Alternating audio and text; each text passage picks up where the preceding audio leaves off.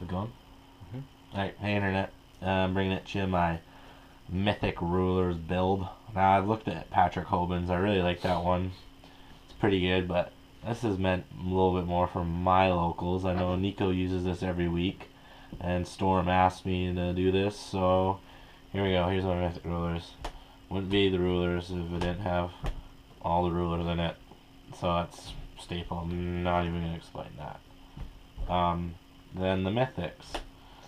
Two of each. I find sometimes some people run one of each or two of this one and one of this one, but they still open up a lot of good plays. Like this with Scrap Dragon's pretty sweet. This with Debris Dragon to make a rank 4 is pretty good, like Laval Chain or Exciton. And I hate milling. I tried one of each, and if you mill one of them with a card trooper or something, you're like, oh cool, the other one's an instant dead draw. So it's kind of cool just to have the options there to search them out. Plus they're searchable with Redox and Tidal, which is always sweet. Two card troopers.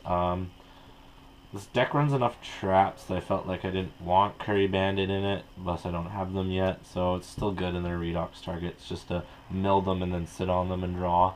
So if you can sit on them with like a Mirror Force or a Regeki Break or whatever, it's good. The two Tempest targets still good and good. I don't like Influence Dragon. I find there's nothing you really want to make a dragon to use it for. So might as well just stick with the guy with a little bit more attack, I guess. Two White Stones for the Blue Eyes engine and tuners, obviously. Two Flame Bells, another Redox, not Redox, blaster target when he's banished if you need to. He's a good Gold Sark searching for a tuner if you don't want to waste a Dark Spear or your Debris right away. Two Blue Eyes, no more obviously, and you could easily cut one of these out. They're one of the things I side out every now and then, but they're too good with the trade-ins not to keep. Three of the Shrine, because it's crazy. Good, don't need to explain it. Three of the Upstart Hobans, because every deck runs it right now, other than the big 42 card Chancy Mermail deck that everyone's net decking, which is pretty solid. Two card Constants, because you run enough with you got 6 targets for it, so you might as well. Good draw engine. Two trade in with the card. If you like have one of this, a card of Constants and a White Stone in hand, and you're plus wanting, so you're having a fun day. And you also the Water Dragon too is another target. One Gold Sark, one Foolish. Nico liked the Book of Moon over the Regeki Break. I like the Regeki Break. I think Nico's reasoning for this was if you didn't have any resources, Book of Moon was still good. Well, Regeki Break, you'd have something in your hand. But obviously, Phoenix Wing Blast is way better, but with our locals, Book of Moon or Regeki Break seems to be a little better. One of this, no Miracle Dig. It's okay. 1, 2, 3 Skill Drain, because Skill Drain dominates our locals, so we keep it at 3. Obviously now with the format, a lot of the decks don't really care too much, so this has been put in the side or at 2 or 1 in the main. 2 Mirror Force. Bujin's pretty big at our locals, so might as well keep the Mirror Force in, because if they go Turtle, and hopefully we have one of these. Tori, Bottomless, and warning, no Soul Charge. Why? Because there's only 2 Soul Charges right now that I'm in possession of, which aren't mine, and they're in Mermails, not this, or else they would be.